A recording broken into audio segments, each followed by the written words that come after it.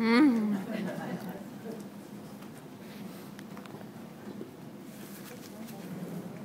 We've been doing this program here for 7 or 8 years.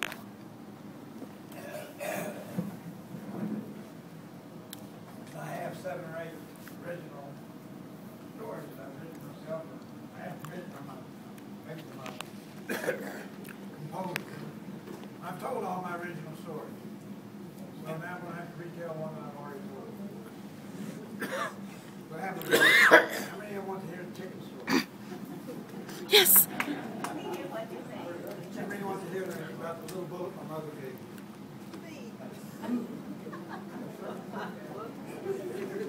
That was back there. You know, that's your favorite? Well, I think I'll do the little bullet. I was raised up in Lawton, Oklahoma. I was raised up here in Apache, Oklahoma, but I was born in Lawton, Oklahoma. In a little cobblestone house. Right there behind where Max Drive-In is. Or Wayne's Drive-In, the one right there by Cameron. You won't remember where the drive-in used to be? Little cobblestone house set back there. At that time in 1940, that was the outskirts of Lawton. There was no houses between there and Cameron. Of course, it was all, Cameron had pastures, cattle all west of Lawton, west of Cameron. But when my mother was, that's where my grandma and grandpa Glennon lived. And when I was about 4 or 5 years old, we were down visiting my grandma and grandpa Glennon. And it was 1944, I suppose it was. And the reason we were down there was my Uncle Ken, the younger of my 2 uncles, my mother's brothers, was home on furlough. He had graduated from high school and he'd gone away to basic training. And he came home on furlough. And after he had a few days off, a week or 2, whatever it was, he was going to ship out on a troop train headed for the West Coast. And eventually he wound up on Iwo Jima and places like that. And so he had a little time off at home. I didn't know much what was going on, but we went to see him that Sunday. He was shipping out on Monday morning. Went to see him on that Sunday. And my dad had to go home, milk the cows Sunday afternoon, Sunday evening. But my mom and sis and I stayed there overnight. I slept on a little cot in the front room. Little army cot, you guys remember them? Mm-hmm. Your spare bed. That's what I slept on. And it was early in the morning, still dark. I didn't know what time it was, but my Uncle Ken shook me. Said, "Get up, Sammy. Tell me goodbye." So I got up and hugged his neck, and he said, and everybody was there telling him goodbye. He was going to go down to the bus station, or down to probably the train depot, I suppose. And he said, "Give me a hug, Sammy. I won't be back for a long time. Don't know if I'll ever get back or not." My mother and grandmother were trying to not cry. And my grandmother took a little Bible like Charlie held up, one of those little bitty New Testament and Psalms things. He said, "Carry this with you always, son, and read from it as often as you can and pray. And maybe this will help you get back home safe to us." And he said, "Well, I'll carry this with me. Everywhere I go, Mother, I'll put it in my shirt pocket right now." And he buttoned it in his inside shirt pocket. "I'll carry it over my heart, and maybe it'll help me get back home." Well, sure enough, he ships out.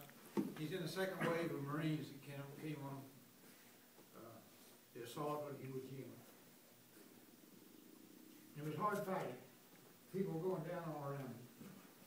And he got hit in the chest. Knocked him clear down, then clear backwards. And he didn't know how bad he was hurt. He tore his shirt open.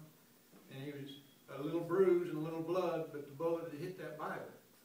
It had been traveling a long ways when it hit him, and it wasn't going too fast anymore, and that Bible had stopped that bullet enough that it didn't kill him. But if it hadn't been for that little Bible his mother gave him, that bullet would have gone clear through him. Well, time goes on, and I'm there on the farm playing Cowboys and Indians and playing playing soldier and admiring my uncles. They were real heroes to me, and they were heroes. My Uncle Pat went the other way. He was with the 45th Division. He landed on Anzio Beach and fought and walked all the length of Italy and up into Germany. So, but I had my stick gun, and I'd hide behind a tree, you know, bang, bang, and I'd run and dive into the ditch and roll over and read them, bang, bang, bang, bang, bang, bang, bang, you know. There wasn't anybody there but me. And sometimes I'd make music like in the movie. Dun, dun, dun, dun, dun, dun. And if Sis heard me, she'd say, Sammy, quit making that dumb noise. She didn't like it when I made music for the movies. But, so, the war was over. Both uncles came home. Both of them carried wounds the rest of their lives. My Uncle Ken, which several times in his life he just turned yellow. He had that jungle fever. It never did completely go away. And they would come on holidays. Maybe they'd both be on furlough sometimes, and they'd go hunting with my dad up on our farm and ranch there out at the Slick Hills. They'd hunt for quail. I'd be their bird dog. They'd punch out quail and they'd shoot them. I'd run out and get them, put them in a sack.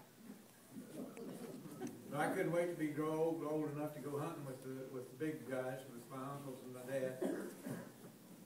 And when the summer I was going to be 12 years old, my dad said to me, he said, Sammy, if you'll be a good boy this summer and show that you can accept the responsibility, I'll buy you a .22 rifle for your birthday. My birthday was in 28th of July. And boy, I was the most conscientious young man you ever saw in your life. I fed the hogs when the hogs didn't even need any feed. I'd wake Dad up in the morning and say, Dad, isn't it time to do chores yet? I was the most conscientious boy. I didn't even fight with Sis very much.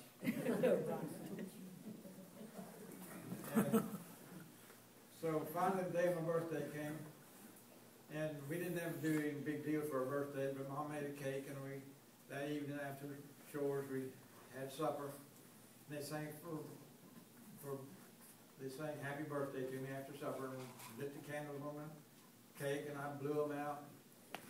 And my sis gave me something, and my mom gave me something, my grandmother gave me something. That's all that was there. And I said, well, Dad, you know. And he said, what, Sam? I said, well, you promised. You buy me a gun. He said, oh, I forgot all about that. I said, oh, Dad. And then he laughed and said, go look in the closet, son.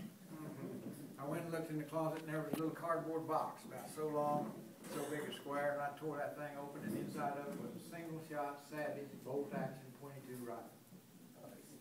And there's still a little daylight out being in July and all. I said, well, where's the bullets, Dad? I'll go do some target practice. He said, well, Sammy didn't buy you any bullets. Oh, Daddy, come on, quit teasing me. He said, no, really. I got this at Sears quite a few months ago. They were on sale. I was going to pick you up some bullets at the co-op, and it just flat slipped my mind. I said, well, come on out. I'll show you how to aim it, you know, and how to work the bolt back. And I said, well, this is going to be fun.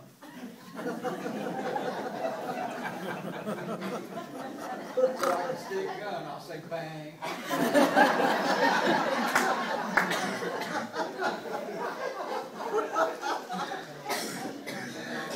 Said, well, Sammy, don't be too upset. Tomorrow's birthday. I'm going to go take clothes down to the wash. I'll pick you up some bullets at the co-op.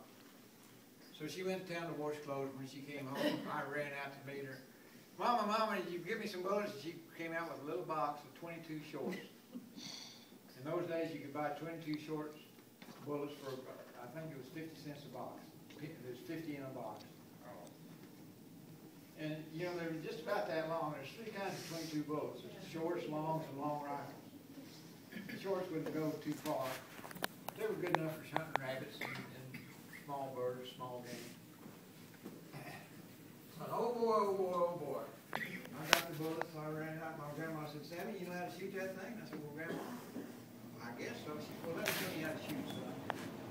I said, oh, Grandma, why do you know that? She said, Sammy, hand me that rifle. I handed it to her, she snapped the shell in there. She snapped that bolt back and put a bullet in and snapped the shell. pulled back the hammer, cocked it, and said, "Go over there by the bar dish, son.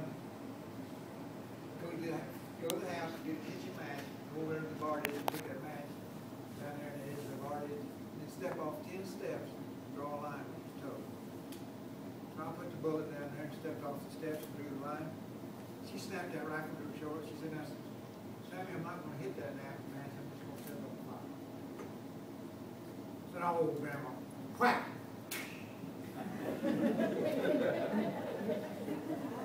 "Oh, wow." I said, "Was that a lucky shot?" She said, "I'm going to do that about 7 times out of 10. She came to this country in the 1890s when you needed to know how to shoot. And, well, her husband, the other Sammy, my grandpa, worked for the government. One of the jobs he had was to ride from Mountain View, Oklahoma up to Kansas City, Kansas, and escort the slaves back down to Indian territory where they paid the Indians their money in gold.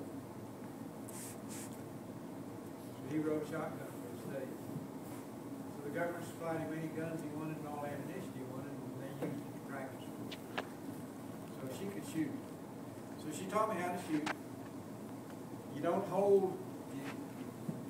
try to hold it still on the target. When you come on line, you squeeze that trigger off. But if you try to hold still, you'll shake and miss. She taught me how to feel that back sight with the front sight. Just as you come up on it and fire as you come up. So we shot 3 or 4 times. I wasn't shooting at the match. I got a tin can to shoot at. I got to hit the tin can every once in a while. So, man, I'm going hunting. So I took my shells in my pockets, got my little gun, started off across the pasture. I'm going to slay something today. I'm going to bring home dinner. I may kill 3 or 4 squirrels and skin them. We'll have them for dinner. I'll kill a rabbit. I may kill a coyote. There may be a mountain lion out there. The big hunter was on the loose. Well, there were some bushes over there not too far. And there was a silhouette, a little round hump, kind of a bump on this end, in the bushes, in the shade of the bushes, and I didn't know that looks like the back of the rabbit to me. Could be a rock. Bet it's the back of the rabbit. Could be a rock. One way to find out for sure. Whack! Bang! Right back past my ear. Well, I found out one lesson right away: you don't shoot at rocks at close range. Valuable lesson. Everybody that aspires to be a hunter should learn. So I went on down to the pond, and some killdeers running around the edge of the pond. So I shot at them for a while. Never did hit any of them, but I could make the mud splash around them. And there was some turtle heads would pop up, and I'd shoot the turtles out in the pond. I just having a great old time until I realized I was down to my last bullet. I already shot 49 of those shells. So I thought, well, this is a special little bullet. I'm going to keep it for keepsake. First box of bullets with mud on it. And I took it home and got an ice pick, drilled a hole in the back of the bullet and dumped all the powder out. And drilled a hole through the 2 sides of it. Got some sewing thread, waxed it, twisted it, and a couple of strands of it. So put through that little hole in there. So I'm the man. I'm the bullet. This is my talisman. I'm gonna wear this little bullet everywhere I go. Well, all this was happening in July. In August every year we had big revivals at Little Baptist Church, Bellevue Baptist Church down there. But now I don't know how many of you men remember those plastic shirts. What were they made out of? Polyester. No air could get through them. They were kind of transparent, so you had to wear an undershirt under them. And they looked real cool, but you sweltered to death in them. You sweat to death. My mother bought one of those, and for several of them, I wore them to that revival. Now, my mother was a religious woman. She made sure that those kids went to church Sunday morning, Sunday evening,